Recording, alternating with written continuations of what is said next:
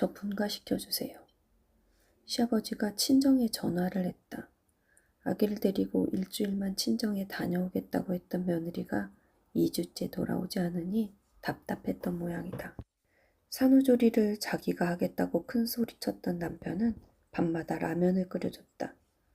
라면을 먹고 아기에게 젖을 먹이면 어김없이 아기 얼굴에 뾰루지가 났다. 산후조리 해준다는 핑계로 남편은 한 달을 쉬었다. 누가 산후조리를 하는 것인가. 분만 당시 진통을 하는 중에 하도 시끄러워 TV를 그만 끄라고 해도 시선을 떼지 못했던 스타크래프트.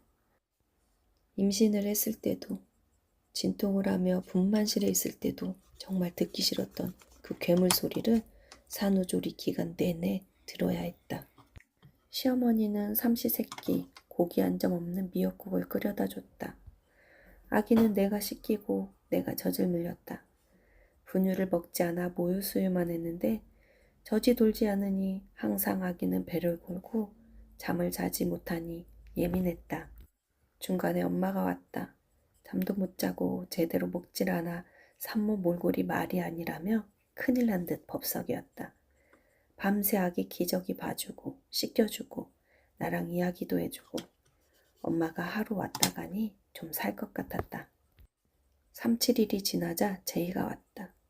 제이는 시어머니의 온갖 눈치에도 살아남은 유일한 친구다. 시어머니가 그렇게 눈치를 줘도 눈 하나 깜빡 안 하고 상관 안 했고 60이 훨씬 넘은 시부모와 밥을 먹는 것도 어려워하지 않았다. 제이는 양손에 종이 기저귀를 들고 왔다. 아기에게 안 좋을 것 같아서 산후조리 기간에도 청기저귀를 썼다.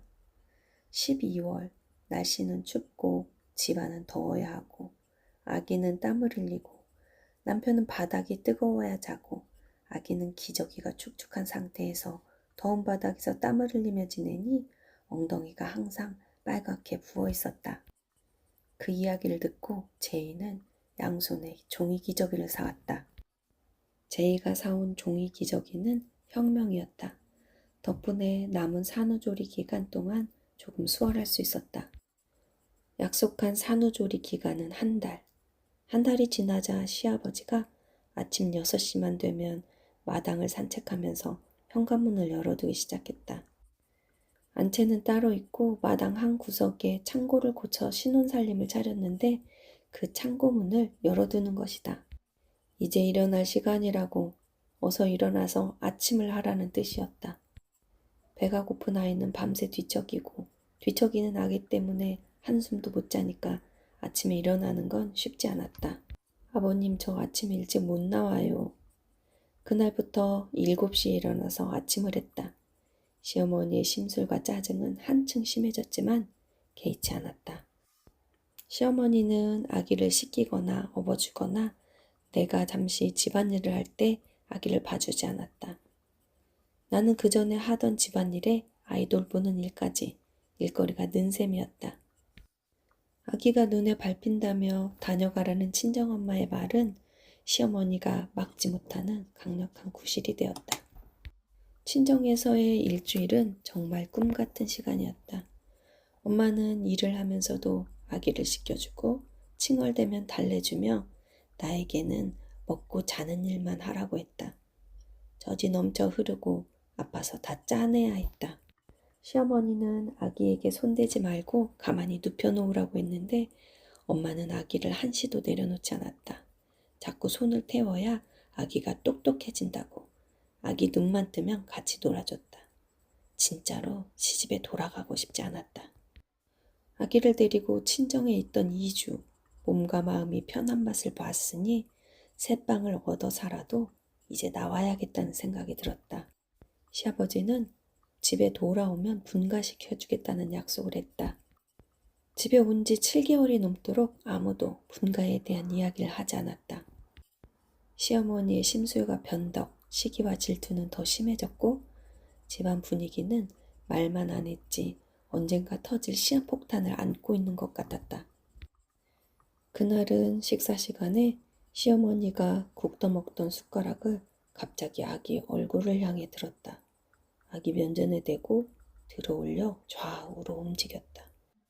아기 눈동자가 따라 움직이는지 확인해 본다는 것이었다. 모욕적이었다. 아기가 말을 안 할 뿐이지 하나의 인격체인데 어떻게 아기 얼굴에 숟가락을 들고 그런 행동을 한다는 것인가. 그것도 내 아기에게. 꼭 나에게 하는 것 같았고 그때 느꼈던 치욕스러운 감정은 지금도 잊혀지지 않는다. 힘들었지만 참고 넘겼다. 내가 먼저 말썽을 피우게 되면 분가가 없는 일이 될지도 모를 상황이었다. 그날따라 나는 왜 아침에 머리가 감고 싶었을까? 아침을 먹은 것을 정리하고 아기를 잠깐 맡기고 머리를 감았다. 불안한 마음에 머리를 말리지도 못하고 수건으로 감은 채 밖을 내다봤다. 시어머니가 한 손으로 아기 손을 잡은 채 걸음마를 시키고 있었다. 다른 한 손에는 담배를 들고 있었고 아기는 맨발이었다. 깜짝 놀라 뛰쳐나갔다. 애기 신발 그 옆에 있는데 좀 신기시지.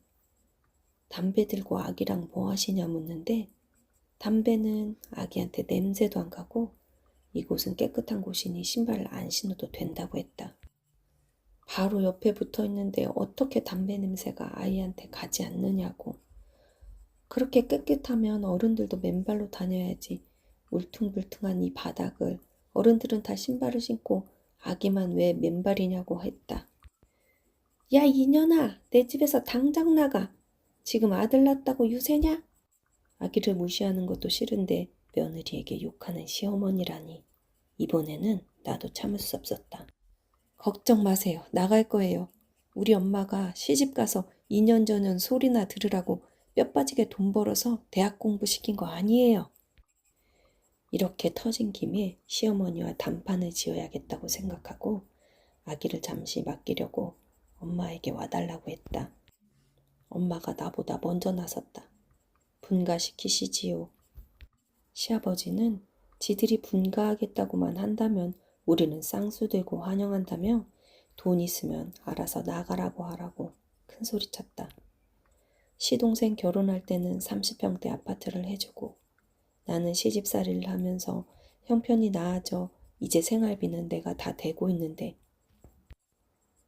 그 말을 들으니 고생고생하며 살아온 나의 20대가 그대로 무너져 내렸다. 시아버지는 나를 며느라기라고 불렀다. 우리 집에 와서 이 소리를 들은 친구들은 시아버지가 다정하다며 부러워하기도 했다. 철없이 정신 못 차리는 남편, 사납고 시기 질투 많은 변덕쟁이 시어머니 사이에서 그나마 내가 버틸 수 있었던 것은 시아버지 때문이었다. 시아버지는 무슨 음식을 해줘도 언제나 맛있다고 했고 그 집안에서 그래도 나에게 가장 호의적인 사람이었다. 결혼할 당시에도 시아버지는 아파트를 해줄 테니 밖에 나가 살으라고 했었다. 그런 시아버지였는데 엄마 앞에서 하는 말을 듣자 나는 뒤통수를 맞은 기분이었다. 나의 존재가 송두리째 바닥으로 내동댕이 쳐진 기분이 들었다. 쓸모없는 희생을 하며 견뎠다는 생각에 그대로 주저앉았다. 아이의 옷가지를 대충 챙겨서 친정에 갔다. 친정에 오래 있을 생각은 없었다. 나는 친정에서 분가해야겠다는 생각을 더 깊게 했고 한 달이 다 돼가도록 남편은 아이와 나를 데리러 오지 않았다. 자기 부모를 버릴 수 없다는 게 이유였다. 처자식 지키는 게 언제부터 부모를 버리는 거였는지. 이제 겨우 7개월 된 아기 얼굴을 보니 너무 가여웠다. 한 달이 지나자 친정도 편하지 않았다. 시집간 딸이고 아기와 함께 와 있다는 게 친정도 남의 집이라는 생각이 들었고 특히나 남동생의 눈치가 보였다. 방을 얻어서 아기와 함께 살아야겠다고 마음먹었다. 과외를 하면 아기랑 둘이 살 수 있겠다는 계산이 나왔다. 친정 근처에 방을 얻어 낮에는 내가 아기를 보고 저녁에 과외를 할 때는 엄마에게 맡기기로 하고 방을 보러 다녔다. 혼자라면 아무 곳이나 상관이 없는데 아이가 있으니 방을 구하는 것도 신중해지고 시간이 좀 걸렸다. 방을 계약하기로 한 날 답답했는지 엄마가 사위를 불렀다.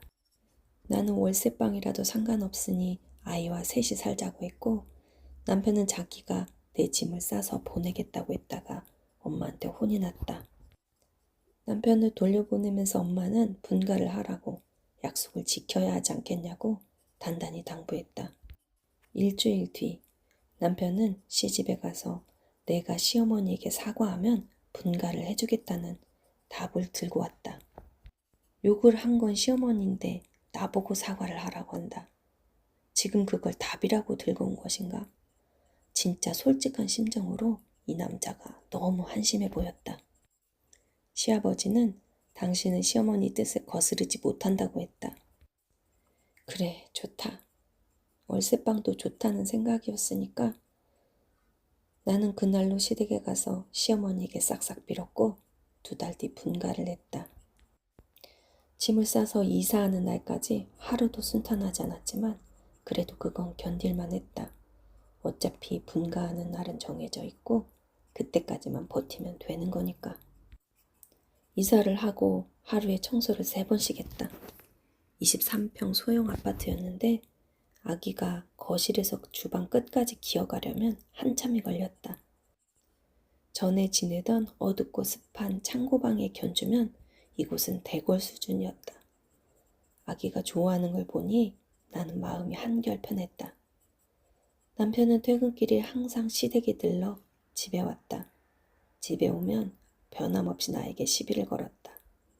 싸우는 일은 좀처럼 줄어들지 않았지만 아기와 둘이 지내는 시간은 방해받지 않았고 하루에 청소를 3번 하던 4번 하던 고단하지 않았다.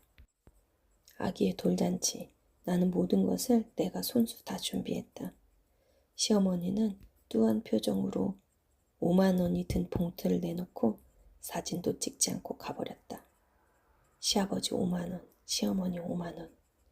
그렇게 적힌 봉투를 이혼하기 전까지 가지고 있었다. 아기가 이뻐서 하루하루 어떻게 시간이 가는 줄 몰랐고 조기를 4마리 구워주면 4마리 모두 지 혼자 다 먹는 남편이었지만 여전히 국과 찌개, 팔적반상의 밥상을 차려주었다. 이혼할 생각은 전혀 없었다.